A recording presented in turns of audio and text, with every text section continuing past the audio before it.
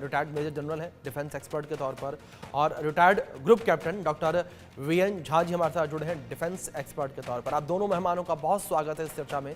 चर्चा की शुरुआत जेकेएस परिहार साहब मैं आपसे करना चाहूँगा, और अगर K5 मिसाइल को लेकर बात की जाए तो परिहार साहब, K5 मिसाइल की फिलहाल क्या स्थिति है, किस तरह से ये मिसाइल अभी डेवलप की जा रही है, और जब इन्हें पनडुब्बियों पर तैनात किया जाएगा किस तरीके से ये आत्मघाती हमले करने में सक्षम होगी दुश्मनों पर? देखिए, डीआरडीओ जो है हमारा, उसमें मिसाइल्स में बहुत ज़्यादा आगे गए हैं। जो जी। इस तरह की मिसाइल्स डीआरडीओ डेवलप कर रहा है वो काबिले तारीफ है।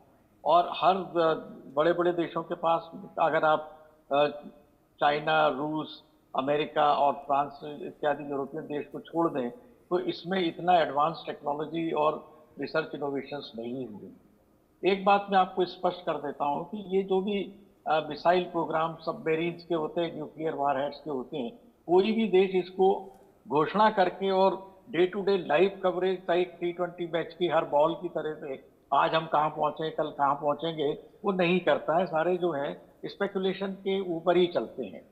डीआरडीओ ने और भारत सरकार ने जो K5 मिसाइल्स के बारे में कुछ हिंट्स जो है, उनके कुछ पार्ट्स का शोकेस करके दिखाए हैं, तो ये इसमें ये बिल्कुल माना जा सकता है कि हमारा ये प्रोग्राम काफी एडवांस स्टेज में होगा और वेरी सेंसिटिव प्रोग्राम होते हैं।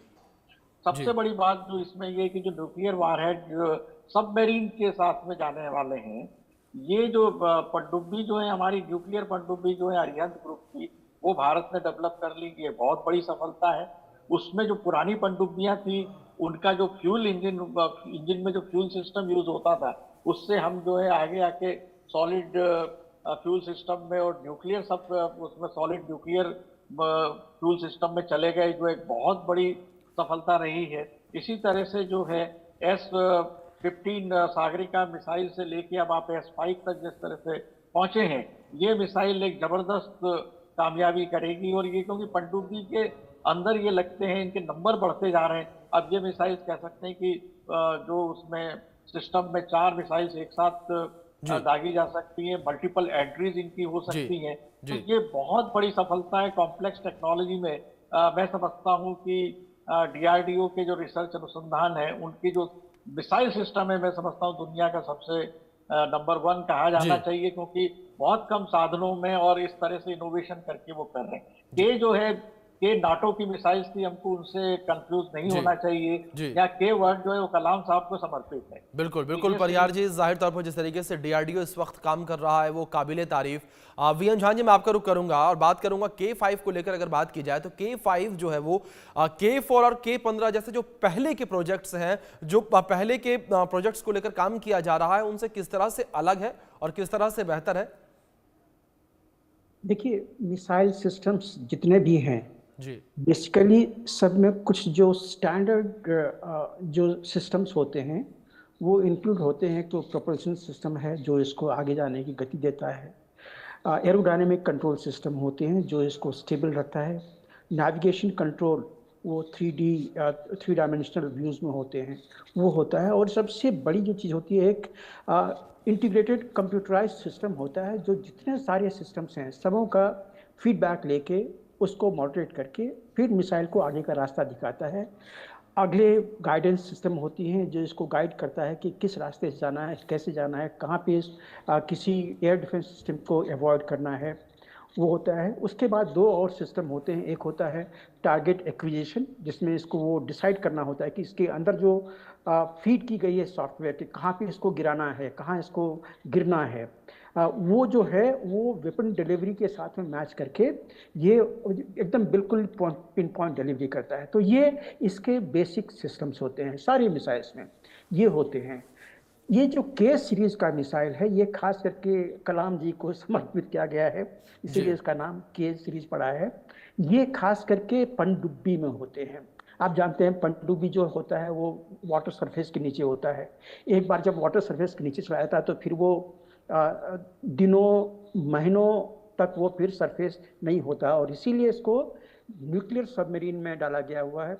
मैं भी न्यूक्लियर सबमरीन के कुछ प्रोजेक्ट्स में काम कर चुका हूँ, खास करके इन्वायरमेंटल कंट्रोल सिस्टम पे। तो इसमें बड़ी रिजिड स्पेसिफिकेशंस होते हैं। ये के सीरीज का मिसाइल, इसकी लंबाई जितनी है उतनी ही होनी होगी, क्योंकि सबमरीन में जिस कंपार्टमेंट उसको रखा जाता है उसका जितना स्पेस है उसी स्पेस में उसको फिट होना है, ना टाइट ना लूज। तो इस तरह की इसकी स्पेसिफिकेशंस होती है, बड़ी रिजिड होती है, और इसीलिए के सीरीज ऑफ मिसाइल्स जो हैं इसको बड़े स्ट्रिक्ट जो डायमेंशंस हैं उस डायमेंशन के हिसाब से इसमें इसको बनाया गया है। तो ये पनडुब्बी में जाने वाली मिसाइल हैं। आप अभी परिहार जी ने बताया कि K-15 है, वो सागरिका मिसाइल्स हैं, कम रेंज की हैं। K-4 वो लगभग 3,500 किलोमीटर्स का उसका रेंज है। ये K-5 जो है इसका 5, आप मान लीजिए लगभग 5,000 किलोमीटर के आसपास में रेंज है, जिसको थोड़ा सा कमोवेश चेंज किया जा सकता है।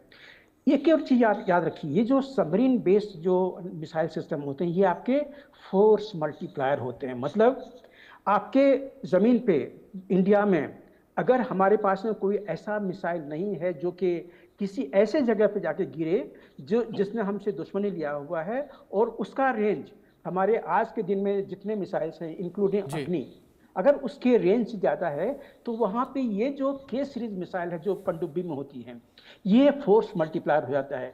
इस पनडुब्बी को आप सागर के सतह के अंदर ही लेते जाइए, और जहाँ पे गिराना है, जहाँ आपको स्ट्राइक करना है, उसके 3,000 किलोमीटर के रेंज में, 2,000 किलोमीटर के रेंज में आप सबमरीन को बिल्कुल वहाँ पे चुपचाप बिठा दीजिए। न्यूक्लियर सबमरीन की ये स्पेशलिटी होती है कि ये महीनों महीनों सागर के सतह पे बिना नॉइज किए हुए, बिना ऑक्सीजन को सक करने की कोई जो मैंडेटरी जो रिक्वायरमेंट होती है, बिना उसके ये छुपी हुई एकदम चुपचाप वहाँ पे बैठी रह सकती है। फिर आपको जब स्ट्राइक करना हो तो फिर आप इस मिसाइल से आप स्ट्राइक करते हैं। तो मतलब दुनिया का कोई भी देश ऐसा नहीं होगा कि ये सबमरीन बेस्ड मिसाइल से के रेंज से अछूता रह जाए। तो ये इसकी स्पेशलिटी होती है। अब इसमें देखिए मिसाइल्स जो होते हैं ये बड़ी मिसाइल्स, ये आप नॉर्मल एक्सप्लोसिव के लिए किसी एक बिल्डिंग को गिराने के लिए, 2 बिल्डिंग गिराने के लिए नहीं भेजते हैं। ये मिसाइल्स जो होती हैं ये मोस्टली 99% चांसेस हैं कि ये न्यूक्लियर वॉरहेड ये कैरी करेंगे। और जैसे अभी हमारे को पैनलिस्ट ने बताया हुआ है, ये MIRV एक टेक्नोलॉजी है, वो है multiple independently targetable re entry vehicle. मतलब अगर ये बैलिस्टिक मिसाइल है तो ये सतह से उठती है, सबमरीन से उठती है, बिल्कुल आसमान की तरफ जाती है, एटमॉस्फेयर से ऊपर जाके वहां से फिर वापस। बिल्कुल जहां साहब, जिस तरीके से आपने MIRV टेक्नोलॉजी का जिक्र किया, इसी को लेकर मैं एक बार परिहार साहब के पास जाऊंगा। परिहार साहब, जिस तरीके से इसकी मारक क्षमता और MIRV टेक्नोलॉजी जैसे जो फीचर्स हैं वो भारत को किस तरह से मजबूत बनाते नजर आएंगे? जिस तरह से इससे पहले भी आपने भी जिक्र किया MIRV टेक्नोलॉजी का, और इससे पहले जहां साहब ने भी जिक्र किया। देखिए मिसाइल और मिसाइल जिसपे लादे गए हैं सबमरीन, दोनों की बहुत महत्वपूर्ण भूमिका होती है। जैसे जहाँ साहब ने बताया कि उनके लिए प्रॉपर उसमें फिक्सेस कैसे करना है वो बहुत जरूरी होता है।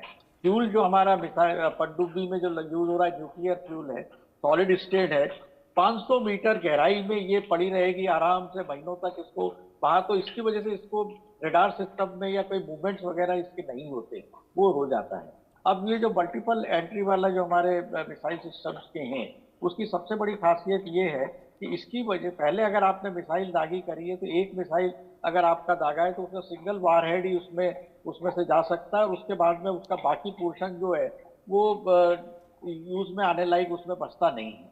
तो ये एक उसका रेस्ट्रिक्शंस होते थे। या इसमें मल्टीपल एंट्रीज के सिस्टम में होने से ये जैसा है ये कि ये आप जो है उसको सबमरीन से लेके उसको आसमान की तरफ भी उसमें कर सकते हैं, वहां से फिर ये री एंट्री करके दोबारा अपने टारगेट पे आ सकती है। तो इस तरह के मूवमेंट मैन्यूवर्स की वजह से उसको कैच करना जो है वो मुश्किल हो जाता है। दूसरा ये है कि सबमरीन टू सबमरीन भी अंदर भी वो इसमें री एंट्री सिस्टम में जा सकते हैं, जो बहुत बड़ा एडवांस टेक्नोलॉजी है कि आप डीप उसमें से जाके गए हैं।